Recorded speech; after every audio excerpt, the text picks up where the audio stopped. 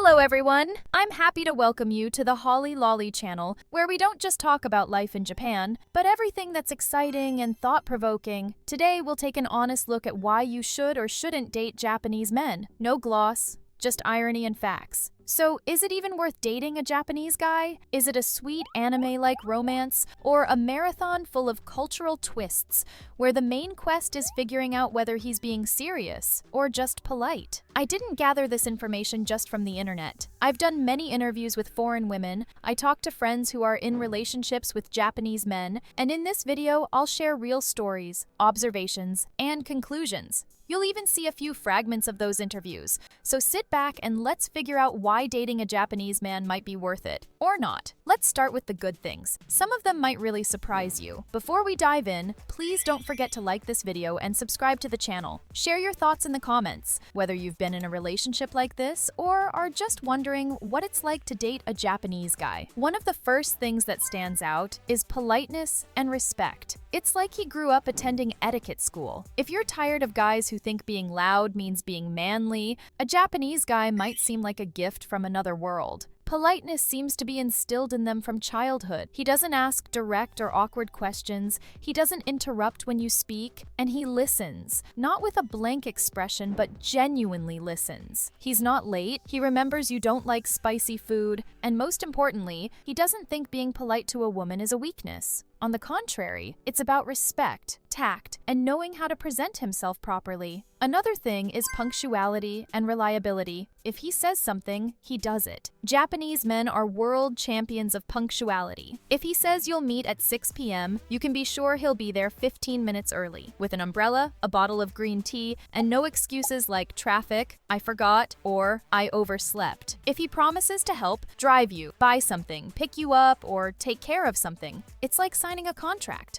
Backing out isn't an option. And by the way, with Japanese men, words don't differ from actions. If he says he likes being with you, it's not just for your ego. He actually means it. They're also very thoughtful in small ways. Don't expect rose petals scattered on the floor, but a Japanese guy will probably notice if you ran out of your favorite water. He'll quietly buy 2 bottles, one for now and one for later. One of my friends once told me about her date with a Japanese guy. In our culture, it's common to give flowers, and although it's not a tradition in Japan, he still got her a bouquet, and he also bought a vase and a bottle of water. She was really surprised, but he said he thought she might not have a vase at home. He didn't want her to feel awkward, so he took care of it. That, to me, says a lot about how Japanese men think things through down to the smallest details. A Japanese guy might offer you slippers when you arrive, bring a blanket without asking, hold an umbrella over you even if he's getting wet, and carefully fold your umbrella so it doesn't get damaged. They often know how to give shoulder massages, and yes, they do it on their own initiative. And if a guy quietly takes off your backpack while you're removing your shoes, that's probably love. Their idea of masculinity works a bit differently. Here, you don't need to act macho to be a man. He might wear a pink shirt or matching couple t-shirts with cute messages, proudly. They cook dinner, clean, iron shirts, and don't see it as unmanly. Many Japanese men are comfortable helping around the house, and they don't try to assert dominance. It's a partnership, not a battle for alpha status in the kitchen. He might offer to wash the dishes or clean up after guests, not to earn praise, but simply because it needs to be done. And yes, they genuinely don't think it's embarrassing to be sweet, even if it means wearing an apron with a bunny on it. He'll do it just to make you smile, and he'll do it sincerely and from the heart. Financial reliability without emotional roller coasters. No, not all Japanese men are billionaires, but from childhood, they are taught to be frugal and financially responsible. They have savings, they don't take out loans left and right, and they won't buy a PlayStation 5 instead of paying the bills. Often, a Japanese man already holds a stable position and knows exactly how much he spends and how much he's saved. He might even gently suggest managing a shared budget and make sure things are fair and comfortable for both of you. Financial stability in Japan isn't about showing off. It's a sign of respect for the future, respect for personal boundaries, and personal space. You don't have to be online 24/7. One thing you get used to quickly is that particular Japanese respect for your no. Don't feel like going out today? No problem. Take a rest. Don't want to be alone? Also fine. Not in the mood to talk for an hour? Okay, I'm here, but I won't bother you. Japanese people don't barge in. Not physically, not emotionally. There won't be any interrogations like, what happened? What are you hiding? Or, who are you talking to? In fact, there's no pressure on anyone's personal space at all. They value their own space too, so both of you get to stay yourselves, even in a relationship, without merging into one account or trying to become some kind of conjoined soulmates. A foreigner in Japan is something interesting, and maybe even charming. In Japan, you're not like everyone else. And surprisingly, that works in your favor. Many Japanese people are genuinely curious about your culture, love learning how things are done in your country, and honestly admire the fact that you came all the way here and are living your life. Your appearance, accent, gestures, even the way you laugh. It's not mocked, it's genuinely appreciated. They'll notice and remember almost every detail. To them, you're like an inspiring book written in another language. Now's the perfect time to share one story. I interviewed a girl named Nastia, who is married to a Japanese man and lives in Japan.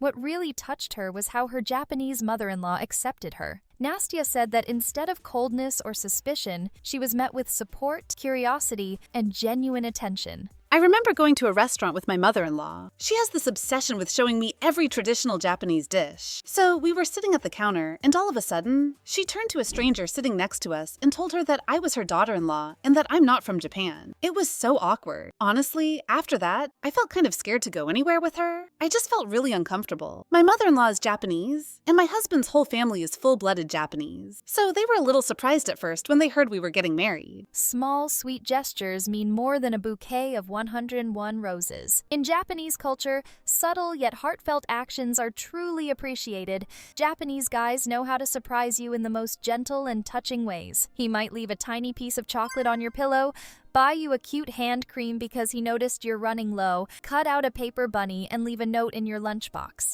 and not feel embarrassed about it. Sometimes it's not even a gift, but attention to detail. You casually mentioned liking a certain tea, and a couple of days later, it's already in your drawer with a little note wishing you a cozy day. And it's not for show or some scripted move, it's just his way of expressing his feelings. And of course, there are reality checks. Don't think everything is perfect like an anime sunset. Relationships with Japanese men aren't always pure comfort. Sometimes there's a chill behind the politeness, and you can't tell if he's quiet because he's busy, angry, or just always like that. Let's be honest. There are reasons why dating a Japanese guy can sometimes be, well, difficult. We'll look at them calmly but with open eyes. So, the first thing to pay attention to is emotional reserve. There's a smile, yes, but sometimes there's a certain coldness behind it. The first thing that might be confusing is this constant, polite, sweet mask. You smile, he smiles. You ask something, he nods. You talk about your feelings, and he just goes to wash a cup without saying anything. Japanese people aren't used to expressing emotions openly. Even in close relationships, you might not understand what he truly feels. He may never say anything bad, just go silent and walk around like a shadow. And let's listen to what Dasha said about her relationship with a Japanese man. Japanese people aren't open in communication and don't talk about either good or bad emotions. After a year of being together, we faced this problem and argued a lot about it. We nearly broke up. He told me I complained too much and always tried to pick fights with him, but I had simply asked why he hadn't done the dishes. He thought I was trying to start an argument. They're so unaccustomed to expressing anything negative that even the smallest thing felt like I was trying to fight. We spent months discussing this. I told him it's normal. I want him to tell me what he doesn't like too. It took us 6 months to build communication, so he would stop bottling things up and just speak. That was the hardest part of our relationship, learning to share both the good and the bad. Eventually, we got used to it. We started setting aside time once a week, then once a month, where I made him tell me 3 complaints from that week. I kind of forced him to do it on schedule. And after a few months, he got used to saying negative things, even in everyday situations. But we also made sure to say nice things too. Moreover, behind this politeness, there can be a kind of coldness. Not aggression, but emotional distance and a lack of desire to go deeper or truly open up. Sometimes even a slight disapproval if you express too much emotion, as if you're breaking an unspoken Japanese rule not to bother others with your mood. So you may be in a relationship, but feel like you've only been granted permission to stand nearby. The second point is restraint and strict upbringing, where passion is not part of the plan. Many Japanese people grew up in a system where restraint isn't just a trait, it's a social duty. From childhood, they were taught not to disturb, not to be loud, not to show too much, not to express themselves too actively. As a result, it's not that they don't feel things, they simply don't know how to show it. You might expect a hug around the neck, a spin in the air, but you'll get a light nod. Physical restraint is part of the picture too. Kissing, hugging, even holding hands can be rare, not because he doesn't love you, but because it's simply not the norm. The third point is that cheating is not always a reason for breaking up. In Japanese culture, attitudes toward infidelity may differ from Western norms. Some people believe that if a spouse continues to fulfill their duties, like providing for the family or raising the children, then extramarital affairs are considered a personal matter, especially if they don't disrupt family life. In some cases, it feels like an unspoken policy. Don't ask, don't tell. Is it true what people say? That cheating is common in Japanese families and that Japanese people see it differently from us? I won't say it's a myth, but I won't deny it either. You can go back to the idea that marriage and feelings are separate things for Japanese people, so they may have someone on the side, both men and women. However, it's worth noting that cheating in Japan is not completely accepted. According to a survey, 69% of Japanese people believe infidelity is morally wrong. Still, in reality, people can be more tolerant of it, especially if it doesn't go public or disturb the family dynamic. The fourth point, avoiding conflict, silence instead of dialogue. Japanese people often try to avoid open conflicts. They prefer to maintain harmony and not bring disagreements to the surface. Instead of discussing a problem, they may withdraw into themselves, which leads to misunderstandings and growing tension. As Dasha, who lived in Japan for 7 years, said, her relationship with a Japanese man faced difficulties due to the lack of open communication. Instead of talking through a problem, he would choose to stay silent, which only made things worse. They don't say anything, neither good nor bad. They rarely give compliments, rarely talk about feelings, and rarely say the opposite either. If they don't like something about you, they'll endure it until it builds up into a breakup argument. I had situations where I dated a Japanese man for a whole year, and then he broke up with me saying he didn't like that I didn't wash the dishes right away. He could have told me that at the beginning of the relationship, and we would have solved the issue. But it turned out he had been silently resenting the fact that I left the dishes in the sink instead of washing them immediately for a whole year. The fifth point is an obsession with age and the idealization of youth. In Japan, age plays a significant role in both social and personal life. There's a belief that women over 27-28 are seen as less attractive for marriage, which puts pressure on women and can affect their self-esteem. Moreover, Japanese pop culture often idealizes the image of schoolgirls, which can create unrealistic expectations and standards. However, it's worth noting that the average age of marriage in Japan is increasing. As of around 2008, the average age of first marriage was about 29 for women and 30 for men. Still, stereotypes and social expectations continue to influence how age is perceived in society. Point number 6, work above all else. Live to work, that's the unspoken rule. In Japan, work culture often places a higher priority on work than on family or personal life. Long hours, overtime, and loyalty to the company are considered the norm. In fact, there is even a term in Japan that means death from overwork. This mindset can lead to a partner spending most of their time at work, leaving little time for communication or quality time together. It may create feelings of loneliness and lack of attention in a relationship. Japanese society values harmony and collectivism. From a young age, people are taught not to stand out, not to express emotions or opinions openly in order not to disrupt public order. This can result in a partner who avoids expressing their own opinion and prefers to agree with the majority. In a relationship, this may appear as a lack of initiative, reluctance to discuss problems, or make decisions. Instead of open dialogue, you might face vague answers or silence, which makes it difficult to understand your partner's true thoughts and feelings. Eighth point, a patriarchal system, the man as provider, the woman as homemaker. Of course, I've mentioned that some men do the dishes and help around the house. I'd say those are modern Japanese men. But despite current trends, traditional gender roles are still strong in Japanese society. The man is expected to be the primary breadwinner, while the woman is responsible for the home and raising children. This model may not align with the expectations of foreign women who seek equal partnerships. Furthermore,